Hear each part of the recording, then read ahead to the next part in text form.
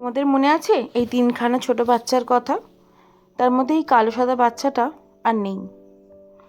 দুদিনের জন্য আমি বাড়ি ছিলাম না। আজ জানতে পারি সকালে যে ও নেই। বাকি দুটো বাচ্চার থেকে এই বাচ্চাটা বেশ কমজোরিই ছিল। ঠিকমতো মায়ের দুধও খেতে পারতো না, আর খুব ভয়ে ভয়ে থাকতো, সব সময় কাঁদতে থাকতো। আমার কাছে এই ছোট বাচ্চাগুলোর অনেক দাম। হ্যাঁ, এটা সত্যি যে আমার নিজস্ব কোনো কুকুর বাচ্চা নেই, কিন্তু নিজেরই থাকতে হবে এরকমও ব্যাপার নেই।